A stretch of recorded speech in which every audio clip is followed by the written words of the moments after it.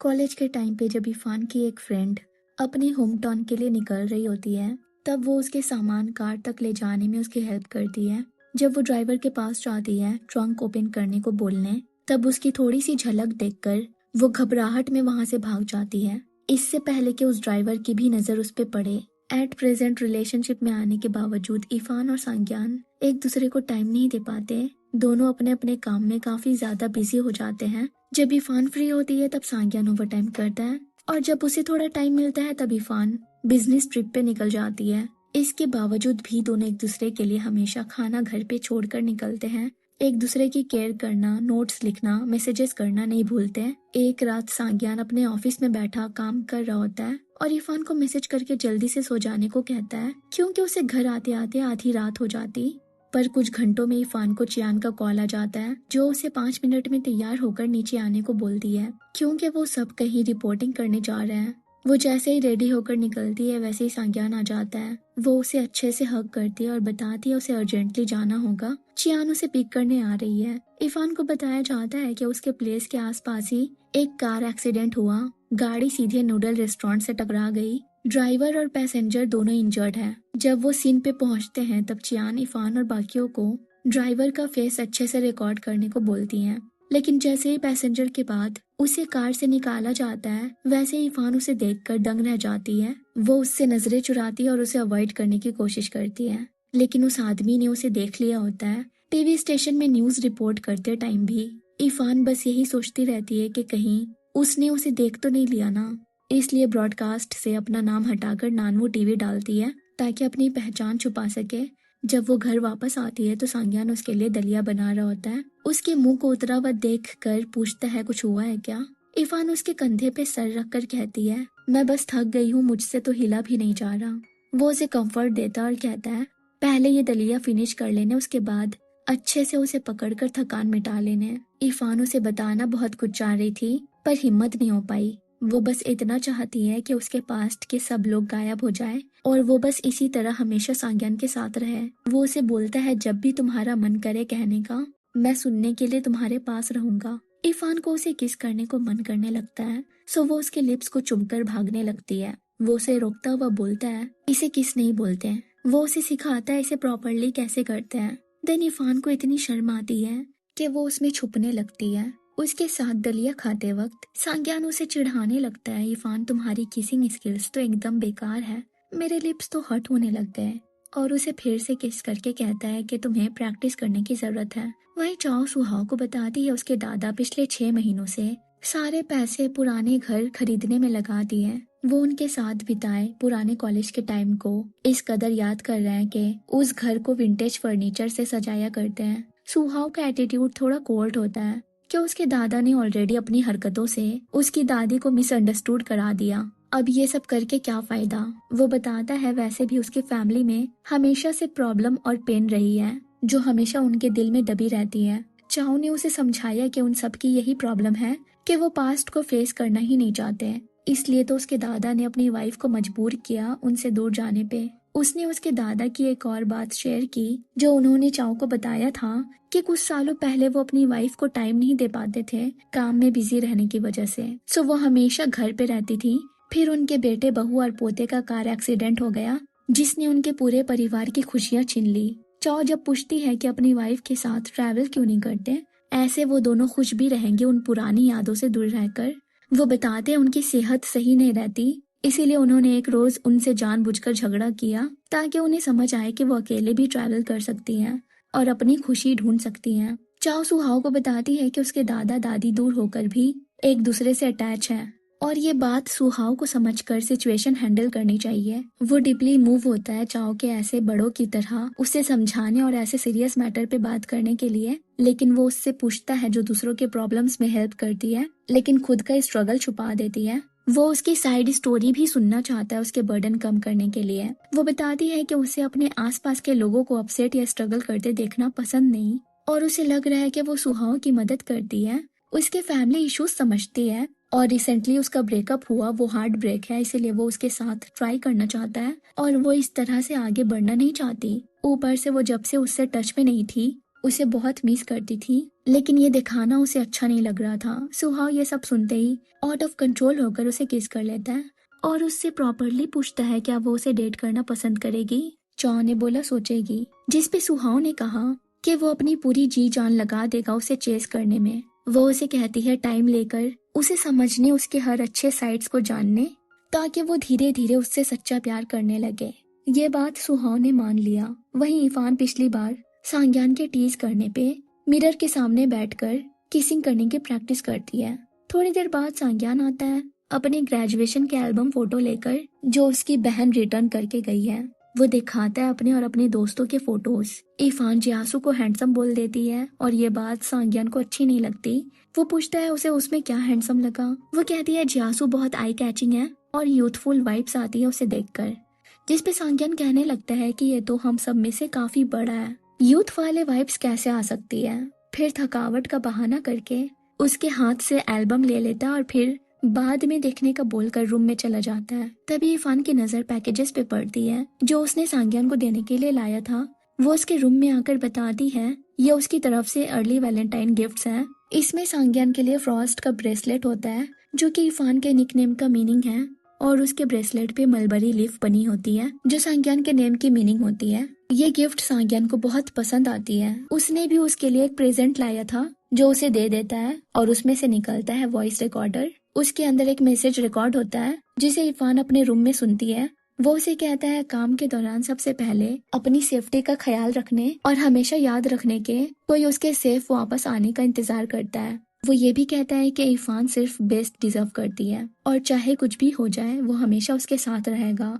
इरफान एक डायरी में लिखती है कि आज जब उसने सांग्यान के कॉलेज टाइम की मेमोरीज देखी तो उसे अफसोस हुआ कि वो उसके उस फेज का पार्ट नहीं थी। उसे रिग्रेट होता है कि उसने उसके इमोशंस नहीं जिए, पर अब वो उसके लाइफ के हर अच्छे बुरे पल में उसके साथ रहना चाहती है। यहाँ मिस्टर सुहाव और बाकियों को अपना पुराना घर दिखाने ले आते हैं जो सुहाव की दादी की फेवरेट चीजों से सजा हुआ होता है, जैसे पोइट्री कलेक्शन, प्लांट्स, फ्लावर्स। उन्होंने घर के एक एक कोनों को उनके साथ बिताए पुरानी यादों को नजर में रखकर डेकोरेट किया। तभी सुहाव की दादी आ जाती है जिसे उसने मिस्टर सू की बीमारी के बारे में सारा सच बता दिया था। वह कहती है कि उनकी खुशी अकेले ट्रैवल करने में नहीं है, उनकी असली हैप्पीनेस तो उनके साथ जुड़ी है। अगर वो उनसे जबरदस्ती के फाइट नहीं करते तो कभी उन्हें छोड़कर जाती ही नहीं। मिस्टर सू बताते हैं उनकी बीमारी दिन ब दिन खराब होती जा रही है। उन्हें डर था कि वो अपने पास के लोगों को एक न एक दिन भूल जाएंगे। वो कहती है ऐसे डरने नहीं, ये तो बूढ़े होने का हिस्सा है। वो तो लाइफ लॉन्ग पार्टनर्स हैं और अकेले ट्रैवल करने में उन्हें कहाँ खुशी होती थी। वो तो बस घर में सब कैसे होंगे और उनके हस्बैंड क्या कर रहे होंगे इन्हीं सोच में रहती थी। सुहाव अपने दादा को समझाता है कि वो सब है ना, अगर वो कुछ भूले भी तो वो उन्हें याद दिला देंगे। उसकी दादी उन्हें कहती है कि वो अब कहीं नहीं जाने वाली, यही उनके साथ रहेंगी। फिर दोनों पुराने टाइम की तरह डांस करते हैं, एक दूसरे के साथ एंजॉय करते हुए। पास्ट की एक रात यही यूनिवर्सिटी के डॉम में इरफान स्लीप वॉक करते हुए उठ जाती है। लैंप ऑन करके ब्लैंक एक्सप्रेशन के साथ खड़ी रहती है जिससे उसकी रूममेट्स डर जाती है। नेक्स्ट डे एग्जाम के बाद सभी फ्रेंड्स गैदरिंग में जाते हैं, लेकिन वहाँ सभी बॉयज इरफान में कुछ ज्यादा ही इंटरेस्ट ले रहे थे और बाकी गर्ल्स को छोड़कर बस उसी से बातें करने लगते हैं और उसे अपने जान पहचान की कंपनी में इंटर्नशिप दिलाने का ऑफर रखते हैं। वो थोड़ा अनकंफर्टेबल हो जाती है और वहाँ से एक्सक्यूज बनाकर चली जाती है और गेम में बाई जियांग यानी सांग्यान के साथ चैट करती है। उससे लेवल अप करना सीखती है। उसके साथ बातें करना हमेशा उसे कंफर्ट दिया करता।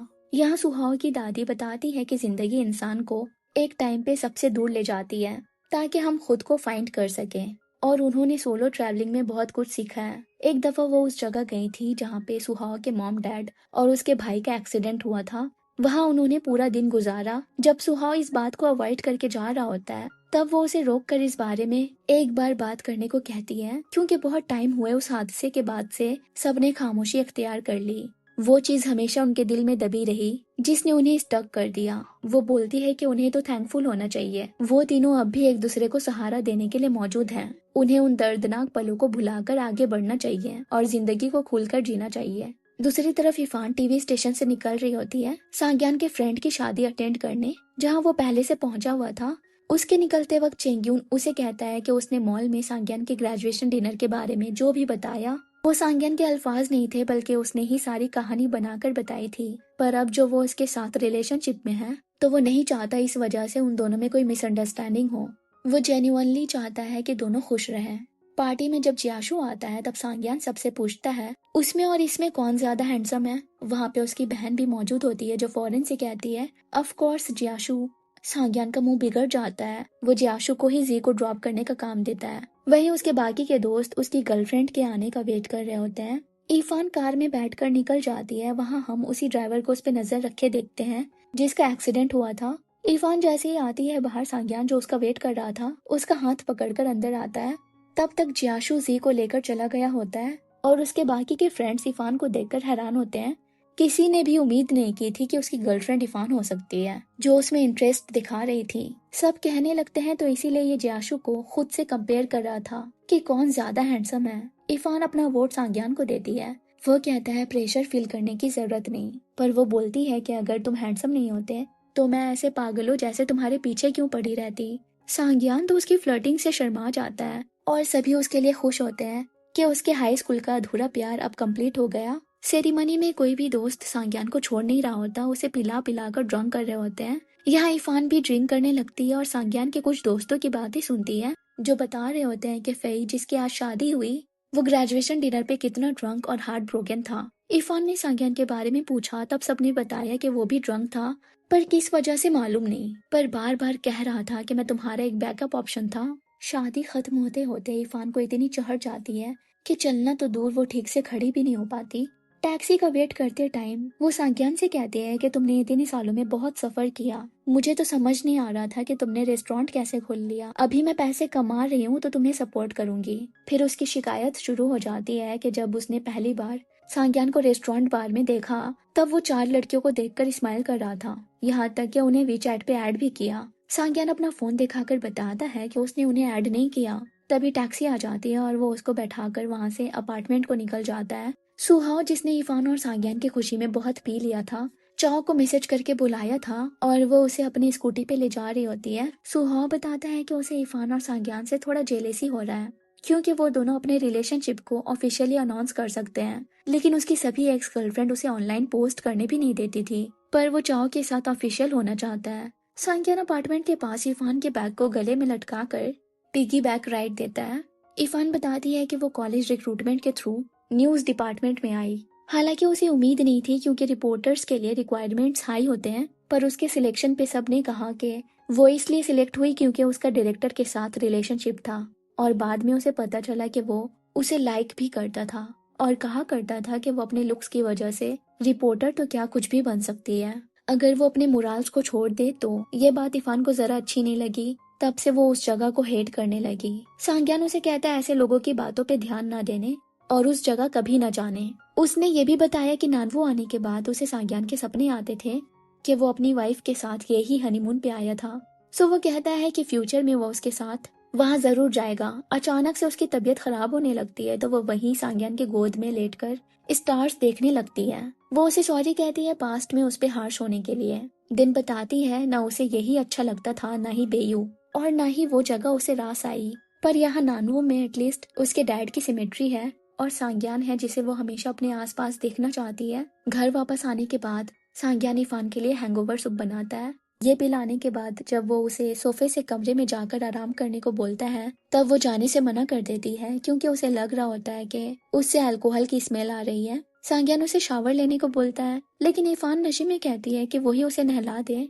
जब सांग्यान ऑकवर्ड होकर मना करता है तो इरफान उसे पकड़कर सोने की जिद करने लगती है। काफी मुश्किल से सांग्यान उसे बेडरूम तक ले आता है, उसके शावर के लिए पानी और कपड़े रेडी करता है, ध्यान से उसका मुंह पोंछता है और उसके फॉल्स आईलैशेस निकालता है और फिर बाहर चला जाता है ताकि वो आराम से शावर ले सके। उसे सुलाने के बाद वो जैसे ही वहां से जाने लगता है इरफान फिर से उसे सॉरी बोलती है पास्ट में उसे अवॉइड करने के लिए। सो वो भी वहीं पे साइड में सो जाता है। नेक्स्ट मॉर्निंग वो देखता है इरफान उसे हग करके सो रही है। सो उसे आवाज लगाता है। इरफान उसे अपने पास देखकर जल्दी से एक्सक्यूज देती है कि शायद उसने स्लीप वॉक में ऐसा किया होगा। तब सांग्यान उसकी पिछली रात की हरकतें याद दिलाता है कि कैसे उसने उसे नहलाने को बोला। इरफान ने अपने कपड़े बदले हुए देखकर कहा कि उसने सच में ऐसा किया तो नहीं। वो बोलता है नहीं, तुमने ये खुद चेंज किया। यही कि ग्रेजुएशन सेरेमनी में सांग्यान इरफान के कॉलेज आता है, उसका नाम पुकारता है लेकिन भीड़ में वो उसे देख नहीं पाती। ऊपर से उसकी डॉर्ममेट फोटोज क्लिक करने के लिए उसे वहां से ले चलती है और बताती है आज उन्होंने एक हैंडसम लड़का कैंपस में देखा। इरफान फिर से उस जानी पहचानी आवाज के पीछे जाती है और उसे आता देख सांग्यान वहां से उससे बिना मिले निकल जाता है। इरफान सोचती है कि शायद उसने गलत सुना, सांग्यान यहाँ कैसे हो सकता है। एट प्रेजेंट चाओ अपने बॉयफ्रेंड यानी सुहाव को अपने घर सबसे मिलाने ले आती है, जहाँ उसकी बहुत अच्छे से मेहमान नवाजी होती है। उसे भर भर के खाने खिलाए जाते हैं। वो नर्वस दिखाई देता है तो चाओ उसे अपने घर जैसे कंफर्टेबल होकर खाने पीने को बोलती है, जैसे कि वो पिछली बार ब्रेकफास्ट कर रहा था जब वो उसके घर एक्सीडेंटली आ गई थी ड्रंक होकर। वो भी सोच में पड़ जाता है कि आखिर उस रोज हुआ क्या था उन दोनों के बीच। चाओ के फादर के साथ जब सुहाव अकेला होता है तब बताता है कि उसे आज कितना अपनापन सा महसूस हुआ।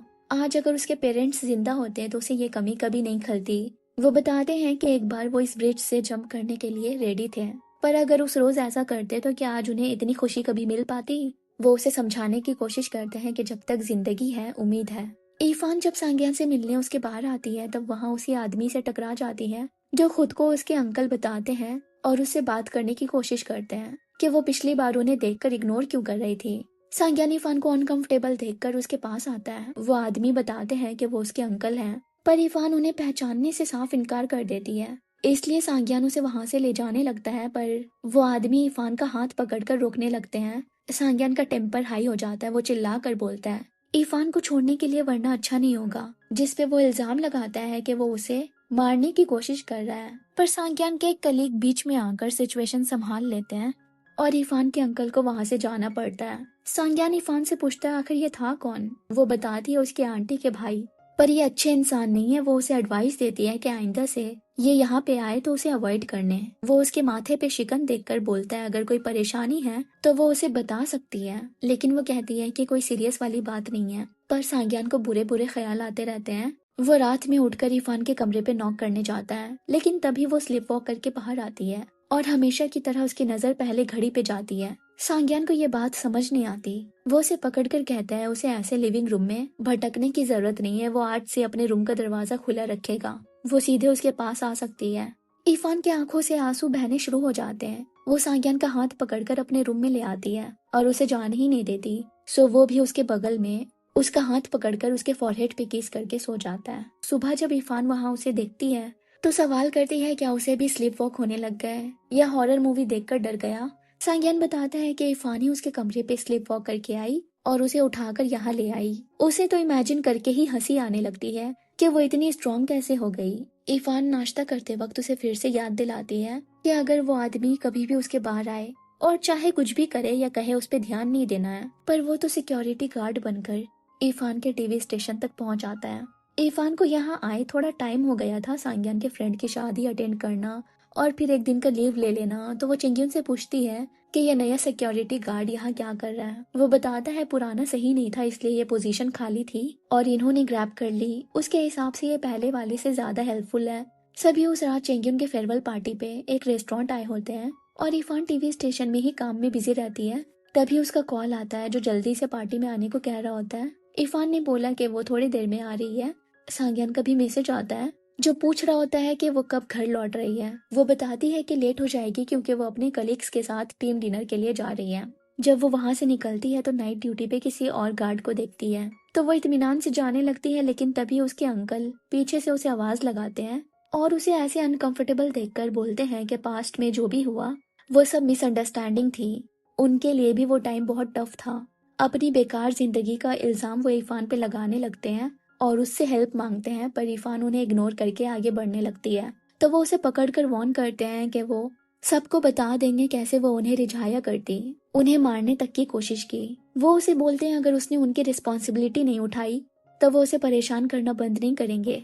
जहाँ भी वो चली जाएगी वो उसके पीछे आ पहुंचेंगे। तभी चिंग्यून आ जाता है जिसे देखकर वो बताते हैं कि वो इरफान को अकेली देखकर बस बात करने आ गए। चिंग्यून देखता है कि इरफान की सांस ऊपर नीचे हो रही है, लेकिन वो कहती है कि वो ठीक है। सो वो भी ज्यादा ध्यान नहीं दे पाता और उसे अपने साथ रेस्टोरेंट ले आता है जहाँ पे इरफान की नजर सांग्यान पे पड़ती है, जिसे उसने यहाँ का लोकेशन भेजा था पिछले टाइम मैसेज का रिप्लाई करते वक्त। पर वो बताता है कि वो यहाँ काम खत्म करके खाने के लिए आया था। तभी इरफान को उसकी माँ का मैसेज आता है जो बताती है उसके अंकल शिंगड़े उनके साथ रह रहे हैं। वो उन्हें निकालने वाली थी पर उनका एक कार एक्सीडेंट हो गया और उन्होंने वादा किया कि वो हार्ड वर्क करेंगे और एक जॉब भी मिल गई है उन्हें। वो बस इन्फॉर्म कर रही है कि चिंता वाली कोई बात नहीं है। वहीं जब शिंगड़े घर आते हैं और ऊपर रूम में सोने चले जाते हैं, तब इरफान की माँ जिया के कपड़े सही करने लगती हैं।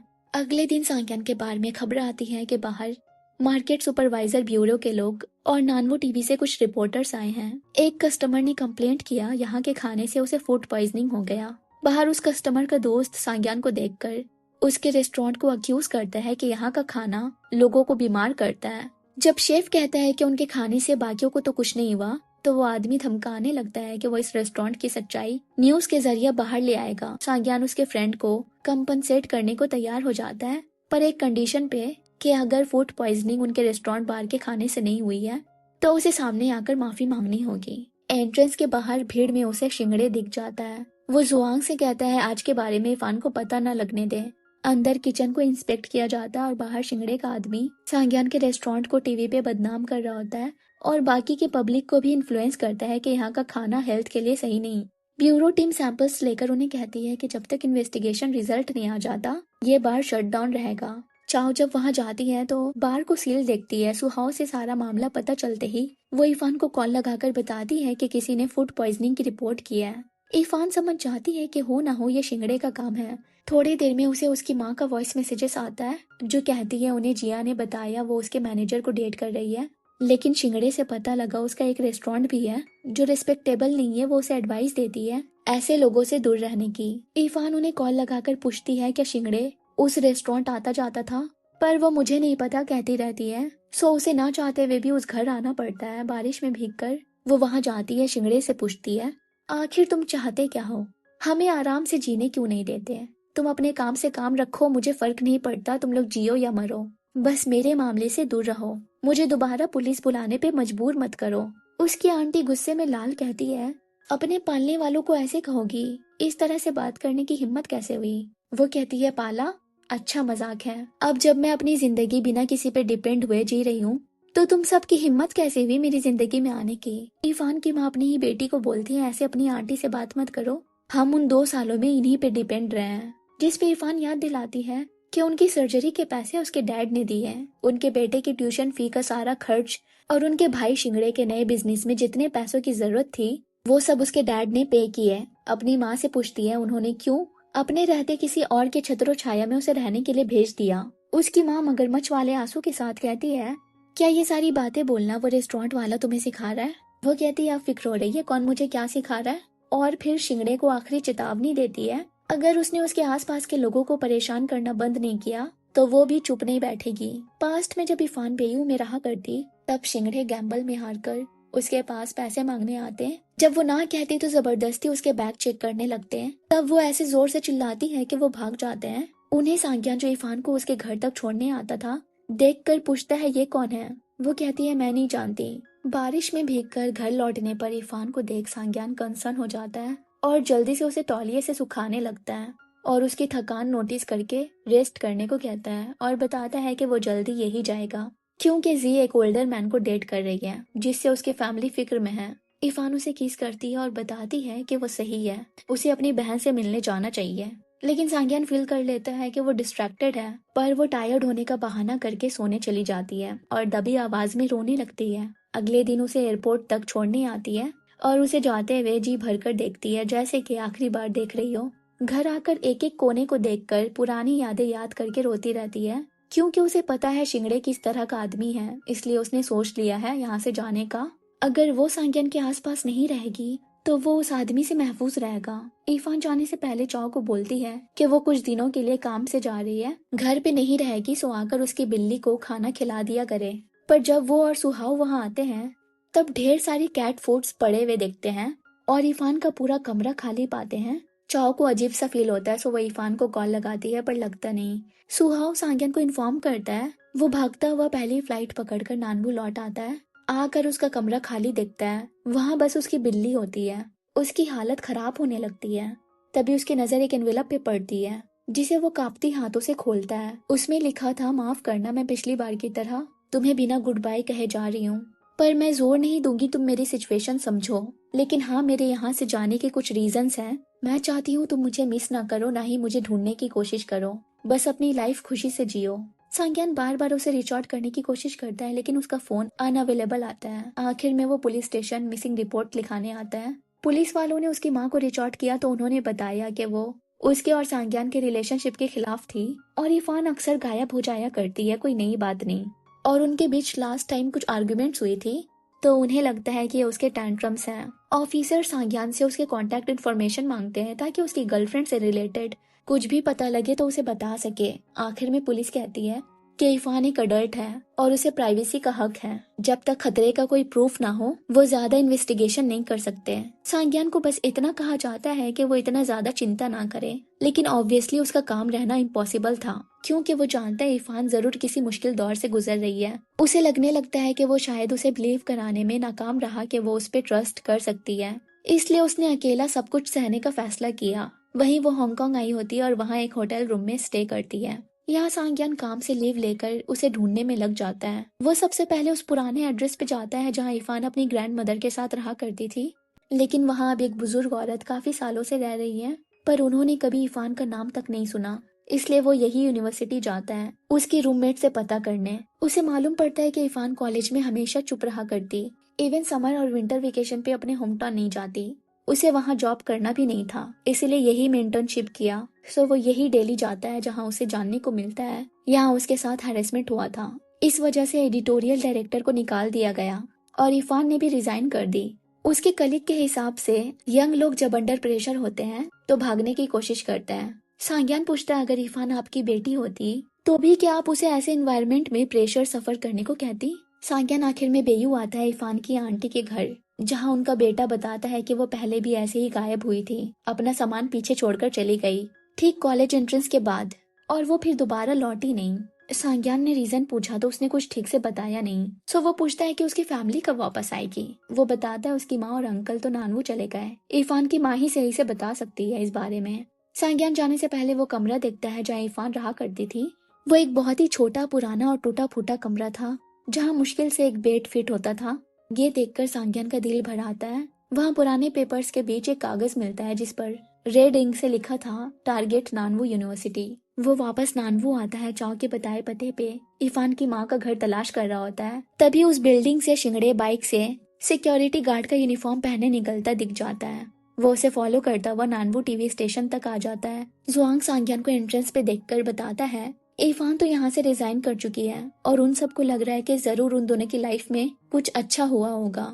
सांग्यान पूछता है ये आदमी सिक्योरिटी गार्ड का काम कब से कर रहा है। वो बताता है 1 महीने हो गए। शिंगड़े सांग्यान को देखकर अजीब तरह से हंसने लगता है तो वो भी इतनी स्पीड में कार चला देता है कि जैसे उसे टक्कर मारने वाला हो, पर मेन टाइम पे ब्रेक लगा देता है और शिंगड़े फिर से उसे देखकर हंसता हुआ निकल जाता है। वहीं चाव को इरफान का कॉल आता है। वो उसे शिकायत करती है कि पिछली बार भी उसने उसे बिना बताए यही चली गई। उसने उस वक्त खुद को किसी तरह से संभाला पर इस बार भी उसने ऐसा ही किया। वो कहती है अगर मेरे लिए नहीं तो कम से कम सांग्यान का सोचकर ही वापस आ जाओ, उसे तुम्हारी बहुत फिक्र हो रही है, वो पागलों की तरह तुम्हें ढूंढ रहा है। इरफान सॉरी कहती है और बताती है कि वो उनसे दूर इसलिए नहीं गई क्योंकि वो उनसे प्यार नहीं करती, वो तो चाहती है कि वो सब ठीक से और खुश रहे। और बताती है कि उसने ये कॉल बताने के लिए किया कि वो जहाँ भी है ठीक है।